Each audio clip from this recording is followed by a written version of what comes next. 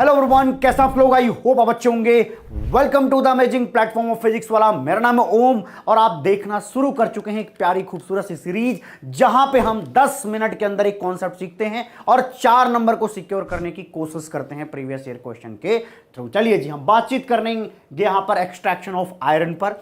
हमें क्या करना है? हमें आयरन एक्सट्रैक्ट करना है। कहां से? उसके ओर से। और क्या पढ़ा हुआ है आपने? हेमेटाइट। हेमेटाइट का फॉर्मूला शायद आपको आता होगा, ऐसा मैं मान के चल रहा हूं। वो है भैया Fe2O3। भैया इसके दो ओर होते हैं, हमें पढ़ाए गए थे, hematite and magnetite, H and M। अगर आपका नाम H से है तो उसका नाम आप समझ लीजिए M से हो सकता है, हम मुझे भी पता नहीं है, ठीक है जी। तो ये क्या है? हेमेटाइट। हेमेटाइट को याद रखने का तरीका होगा 2 3, तो एक बढ़ा करके अगला, क्योंकि H पहले आ रहा है M बाद में, तो आप ऐसे सोचिएगा कि 3 और 4, ठीक है। 2 3 अगला हो जाएगा 3 4, है ना। निश्चित रूप से फालतू बातें लग सकती हैं बट दिमाग में टिकता है। क्या हेमेटाइट के लिए हमने क्या लिखा है? 2 3, और मैग्नेटाइट में क्या होगा? Fe3O4। अक्सर आप इन्हीं दोनों में कंफ्यूज होते हैं उनके फॉर्मूले को लेकर के, ठीक है। वैसे H&M किसी ब्रांड का भी नाम है शायद, है ना। आइए अगला देख लेते हैं। अच्छा जी, अब हमारे पास क्या है? एक्सट्रैक्शन ऑफ आयरन कराना। तो आप ऐसे समझना, हमने क्या करा? Fe2O3 को कंसंट्रेट कर लिया, साफ सुथरा कर लिया है हमारे पास। ये समझिए हमारे पास ये मौजूद है, साफ सुथरा मौजूद है। हमें उससे इसे एक्सट्रैक्शन करना है। किसका? आयरन का। कैसे निकालेंगे? उसका क्या तरीका है? उसका तरीका भैया ब्लास्ट फर्नेस यूज करा जाएगा। ब्लास्ट फर्नेस कैसा दिखता है? कुछ ऐसा दिखता है हमारी एनसीईआरटी के अंदर। अच्छा जी, यहां पे देखिएगा, जो फर्नेस वाला हिस्सा होता है ना, एक्चुअली फर्नेस यहां लगाया जाता है, इस वाले पोर्शन पे।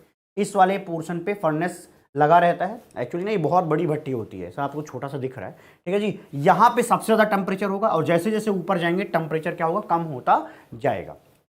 सुनिएगा कहानी। इसमें हम क्या करते हैं? और लाइमस्टोन एंड कोक, इनको क्या करते हैं? मिला देते हैं, ठीक है। इनका बुरादा तैयार करते हैं, पाउडर। फिर इनको हम इनके अंदर मिला देते हैं। मिलाने के बाद ध्यान समझना, एकदम पाउडर नहीं होगा, तो इसमें क्या करते हैं? मिला देते हैं। अब सुनना कहानी, जब मिलाते हैं। अच्छा एक बात बताओ, आगे बढ़ूं उससे पहले आप बताओ कि लाइमस्टोन क्या होता है। चलिए, लाइमस्टोन क्या होता है? और तो समझ में आ गया सर, Fe2O3 है। लाइमस्टोन क्या है सर? चूने का पत्थर, CaCO3, है ना। CaO क्या होता है बताइएगा जरूर कमेंट में, ठीक है। CaCO3। कोक, कोक का मतलब क्या है? कार्बन। तो इन तीनों चीजों को आपने यहां से डाला हुआ है और हीट के प्रेजेंस की वजह से कुछ कहानियां ऐसी होने वाली हैं जिससे आपको आयरन मिल जाएगा। तो चलिए समझा देता हूं पूरी कहानी को। देखिए यहां पर क्या होगा, ओवरऑल प्रोसेस एक बार में सीखेंगे, सारे के सारे लोग ओवरऑल प्रोसेस एक साथ सीखेंगे। Fe2O3 को हम क्या करते हैं? रिड्यूस करते हैं। क्या यूज करके? कार्बन मोनोऑक्साइड यूज करके। कार्बन मोनोऑक्साइड को यूज करके हम इसको रिड्यूस करते हैं। रिडक्शन का मतलब होता है ऑक्सीडेशन नंबर का कम होना। यहां पर आयरन पर +3 ऑक्सीडेशन स्टेट है, तो आगे देखिएगा हम इसमें कन्वर्ट कर देते हैं Fe3O4 में। Fe3O4 में क्या होगा? 8/3 आएगा। आप निकाल के चेक करिए, एक आयरन का आएगा 8/3, जो कि 3 से क्या हो जाएगा? कम। यहां पे +3 है, यहां 3 से कम। इसका मतलब CO ने क्या करा? रिडक्शन करा। किसका? इस अपने ऑक्साइड का, है ना, अपने ओर का। अच्छा जी, अभी हमारे पास जो Fe3O4 है, इस पे और कार्बन मोनोऑक्साइड रिएक्शन करेगा। कार्बन मोनोऑक्साइड के रिएक्शन के बाद ये जो 8/3 था वो पहुंच जाएगा ऑक्सीडेशन स्टेट +2 में, तो ये हो जाएगा FeO, ठीक। अब जो हमारे पास FeO मिला, इस FeO को कार्बन मोनोऑक्साइड भी रिड्यूस कर सकता है और कार्बन भी रिड्यूस कर सकता है। ध्यान देना, कार्बन भी रिड्यूस कर सकता है और कार्बन मोनोऑक्साइड भी रिड्यूस कर सकता है। रिडक्शन के बाद क्या होगा? CO यहां से क्या करेगा? ऑक्सीजन ले लेगा, तो अपने आप को CO2 गैस बना करके निकल जाएगा और यहां से हमारा आयरन एक्सट्रैक्ट हो जाएगा। बाहर निकाल लेंगे हम फिर इसको, ठीक है जी। हम कार्बन डालेंगे तो क्या होगा? कार्बन मोनोऑक्साइड गैस मिलेगी और वो देखिए कार्बन मोनोऑक्साइड गैस यहां से निकल के बाहर आ जाएगी और हमें आयरन मिल जाएगा। ये हमें आयरन मिल जाएगा। तो ये यहाँ पे 2 तरीके से करते हैं। ध्यान से सुनना, ध्यान से सुनना इस लाइन को। जो हमारा कार्बन मोनोऑक्साइड है ना, वो लोअर टेम्परेचर रेंज में बहुत अच्छा काम करता है। कम टेम्परेचर रेंज में कार्बन मोनोऑक्साइड एक अच्छा रिड्यूसिंग एजेंट होता है। ये जब आपको इलिंगम डायग्राम पढ़ाऊंगा तो मैं आपको बता दूंगा, ठीक है जी। तो ये क्या है भैया? लोअर टेम्परेचर रेंज में carbon monoxide as a reducing agent काम करता है और वो इनके ऑक्सीजन के साथ रिएक्शन करके CO2 गैस बना देगा और हमें ये मिल जाएगा Fe, ठीक है जी। तो ये क्या हो गया? एक्सट्रैक्ट हो गया। हमने शुरुआत कहां से करी थी? Fe2O3 से बना क्या दिया? आयरन, ठीक है जी। अब कार्बन जो यूज करते हैं वो हायर टेम्परेचर रेंज पे होता है। हाई टेम्परेचर रेंज पे आपको carbon as a reducing agent use करने की आजादी है, क्योंकि वहीं पे वो काम ही अच्छे से कर पाता है। फिर क्या करता है वो, इनका ऑक्सीजन को लेकर के इस तरीके से आपको आयरन मिल जाता है एक्सट्रैक्ट होकर के। ठीक है, अब रिएक्शन के माध्यम से समझेंगे और आनंद आएगा। आइए यहां पे देखते हैं। यहां पे टेम्परेचर रहेगा 2170 डिग्री। एक बार तो नीट में यही पूछ लिया था शायद कि हाईएस्ट टेम्परेचर कितना होता है। ठीक है जी, तो यहां पर क्या 2170 है, ये 1570 है, इसके बाद 1270 है, इसके बाद 1070 केल्विन। ठीक है जी, तो देख लीजिए जैसे जैसे आप ऊपर जा रहे हो टेम्परेचर कम होता जा रहा है। हम क्या करने वाले हैं, इधर ऑक्सीजन को इसमें ब्लो कराने वाले, ऑक्सीजन डालने वाले, एयर डालने वाले हैं। ठीक, तो ऊपर से जो कार्बन आएगा, ऊपर से कार्बन आ रहा ना भाई, ये क्या था, कोक मतलब क्या था, कार्बन।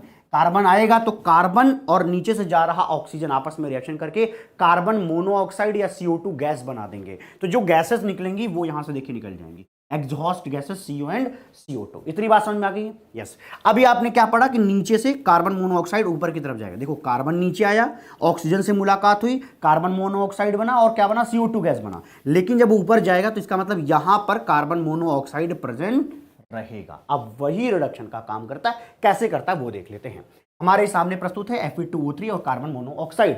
क्या हुआ, ऊपर से आ रहा था कौन, Fe2O3, नीचे से पहुंच गया कौन भैया, कार्बन मोनोऑक्साइड। अभी तो कार्बन को बर्न करके बनाया था, तो वो आपस में रिएक्शन कर जाएंगी और मैंने पढ़ा ही दिया था क्या बन जाएगा, Fe3O4 बन जाएगा। क्या बन जाएगा बोलो, Fe3O4 बन जाएगा। अगली चीज देखें, जो Fe3O4 है वो कार्बन मोनोऑक्साइड से रिएक्शन करके FeO बना देगा। ऊपर वाली रिएक्शन समझ में आ गई, तो नीचे हम छाप सकते हैं। अब एक बात और बताता हूं, ये जो दोनों रिएक्शन देख रहे हो ना, ये ऊपरी वाले टेम्परेचर रेंज में यहां होते हैं। जैसे जैसे हम नीचे की रिएक्शन लिखेंगे आप समझना हाई टेम्परेचर रेंज की रिएक्शंस लिखी जा रही है। इसके बाद अगला देखिएगा, CaCO3 था, हमने ऊपर से क्या डाला मेरे भाई बोलो, ये डाला था ना लाइमस्टोन। लाइमस्टोन इस टेम्परेचर रेंज के आसपास आकर के वो क्या हो जाता है, टूट जाएगा भैया जी, डिकम्पोज हो जाएगा। क्या बनेगा, CaO प्लस CO2 बन जाएगा। जो CO2 गैस बनेगा वो तो निकल के यहां से बाहर आ जाएगा, लेकिन आपके पास क्या प्रेजेंट रहेगा, CaO। प्रश्न मन में जरूर होगा आपके कि भैया एक बात बताओ आप, ये CaO आपने क्यों आखिरकार डाला ही क्यों CaCO3 के, यहां पे CaO अगर बचा रहेगा तब तो वो इम्प्योरिटी बढ़ा देगा आयरन के अंदर। नहीं, एक्चुअली सोच समझ के डाला गया है, क्योंकि हमारे इस Fe2O3 मतलब कि हेमेटाइट के अंदर सिलिका प्रेजेंट होती है एज अ इम्प्योरिटी, तो उस इम्प्योरिटी को हटाने का काम करते हैं। सिलिका क्या होती है, सिलिका आपको पता होगा SiO2। SiO2 क्या है, इम्प्योरिटी। ध्यान देना, SiO2 क्या होती है, इम्प्योरिटी है। यहां पे हमने बाहर से क्या मिलाया, ये CaO। अब एक्चुअली डायरेक्टली CaO नहीं डालते, तो हम क्या करते हैं, डालते हैं यहां पे लाइमस्टोन, और हीट करने पर वो अपने आप कन्वर्ट हो जाएगा। तो आपके पास क्या प्रेजेंट होगा, ये प्रेजेंट होगा। और आपको पता है कि इम्प्योरिटी को हटाने के लिए जो चीज यूज करते हैं उसको साबुन कहते हैं, लक्स ना, फ्लक्स कहते हैं। क्या कहते हैं, इसको फ्लक्स कहते हैं। तो फ्लक्स और इम्प्योरिटी आपस में मिलके क्या बनाते हैं भैया, स्लैग बनाते हैं। स्लैग बनाते हैं तो देख लीजिए ये हो जाएगा CaSiO3। स्लैग क्या होता है, ये फ्यूजिबल मास है। इसकी डेंसिटी क्या होती है, कम होती है। इसकी डेंसिटी कम होती है किससे, जो आयरन बनने वाला है उससे। तो होगा क्या कि जो स्लैग होगा ना वो देखो यहां दिखेगा, देखना मॉल्टन स्लैग मतलब कि CaSiO3 आपको यहां पे नजर आएगा। फिर हम इसको निकाल सकते हैं आराम से, क्योंकि इसके अंदर क्या थी, इम्प्योरिटी। तो इम्प्योरिटी SiO2 यहां से निकल के बाहर आ जाएगा। अगली चीज देख लेते हैं, अगली चीज देख लेते हैं भाई, ये हटाना पड़ेगा क्योंकि इनके भाई साहब की खोपड़ी पे आ चुके हैं। अब समझना, अभी आपके पास क्या प्रेजेंट हुआ, अभी आपने देखा कि FeO प्रेजेंट है। तो जो FeO है वो नीचे की तरफ आएगा और यहां पर कार्बन मोनोऑक्साइड प्रेजेंट है। तो इस टेम्परेचर रेंज में आने पर ये भाई साहब इसको रिड्यूस कर देंगे और आपको आयरन मिल जाएगा और CO2 गैस तो निकल करके बाहर आ जाएगा। अब जो ये आयरन है वो क्या मोल्टन स्टेज में होगा, क्योंकि वो क्या है भैया, टेम्परेचर ज्यादा तो मेल्ट हुआ रहेगा। वो कहां जाएगा देखना भैया, यहां। तो स्लैग के नीचे क्या रहेगा, आपका मोल्टन आयरन प्रेजेंट रहेगा। स्लैग का क्या होती है, डेंसिटी कम होती है हमेशा, तो वो ऊपर की तरफ आता है, और जो आपका मेटल होता है उसकी डेंसिटी हायर है तो वो नीचे की तरफ आता है।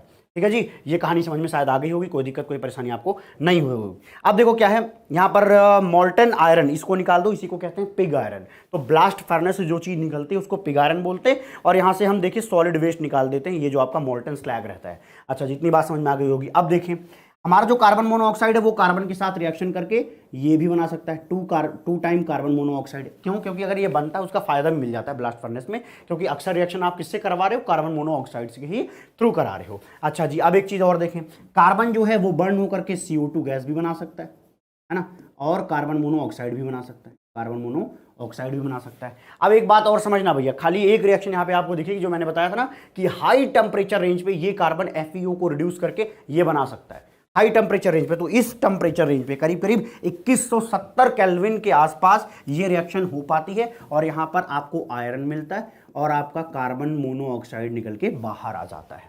ठीक है जी, तो इतनी रिएक्शन भी आपको शायद आपको समझ में आई होंगी, आपको आनंद आया होगा। अगले पर चलते हैं, देखते हैं भैया यहाँ पे जो अब आपने पढ़ा कि जो चीज निकलती है, मतलब कि जो आयरन आपका निकलता है उसको हम कहते हैं पिग आयरन। क्या कहते हैं? Pig iron. तो ध्यान देंगे, देख लो भैया, पहले वही पुरानी चीज है लेकिन आपके सामने प्रस्तुत करता हूं पिग आयरन। जो आपका पिग आयरन है, क्योंकि देखो यार अपन ऊपर से क्या डाल रहे थे, कोक डाल रहे थे, कोक मतलब कार्बन, तो उसके अंदर कार्बन अभी प्रेजेंट रह जाता है, तो वहां पे करीब करीब 4% प्रेजेंट रहता है कार्बन, है ना। तो ये थोड़ी सी इंप्योरिटी ज़्यादा है आपके आयरन के अंदर। अब देखिए हम करते क्या हैं, इसके बाद आयरन को हटाने की कोशिश करते हैं, तो इसके बाद बनता है कास्ट आयरन। यहाँ पर करीब करीब 3% रहता है। तो ज़्यादा अगर बोला जाए इम्प्योर कौन है, तो जो निकलता है डायरेक्ट आपकी भट्टी से, आपके फर्नेस से, वो है 4%। फिर कास्ट आयरन में 3%। ये जानना बड़ा जरूरी है, पेपर में अक्सर पूछा जाता है कि बताइए ब्लास्ट फर्नेस से जो आपकी ये जो आयरन निकल रहा है उसमें से कौन सा फॉर्म ऐसा है जो प्योरेस्ट फॉर्म है। तो याद रखना, रॉट आयरन। होता क्या है, पहले पिग आयरन निकलता है, फिर हम कार्बन को हटा करके कास्ट आयरन बनाते हैं, फिर कास्ट आयरन में और हेमेटाइट डाल देते हैं।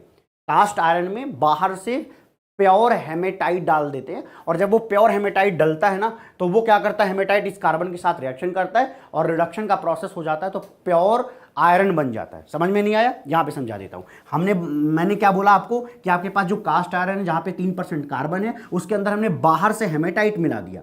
ठीक है, अब कार्बन तो इनके पास प्रेजेंट था, अब हेमेटाइट आएगा तो क्या होगा, ये कार्बन इसको रिड्यूस करेगा और जब रिडक्शन होगा तो आयरन मिलेगा और क्या बन जाएगा, कार्बन मोनोऑक्साइड गैस बना करके वहां से निकल जाएगा। इतनी बात समझ में आ गई? तो हुआ क्या, जो आपका कार्बन था वो गैस फॉर्म में आ गया तो वहां से निकल के भाग जाएगा। तो इस तरीके से कार्बन का जो कंसंट्रेशन है, जो कि कास्ट आयरन में 3% था, वो रॉट आयरन में बहुत कम है, अप्रॉक्सीमेट 0.1-0.2% ही बचता, इसलिए ये प्योरेस्ट फॉर्म बोला जाता है। इतनी बात शायद आपको क्लियर हुई होगी। एक क्वेश्चन आपके सामने प्रस्तुत कर देता हूं, ये कर लीजिएगा। बाकी प्रीवियस ईयर क्वेश्चन को एक बार आप जरूर अटेम्प्ट करें। मिलते हैं आपको अगली वीडियो में, तब तक के लिए खुश रहिए, प्रसन्न रहिए, आबाद रहिए, जिंदाबाद रहिए। Bye bye, take care.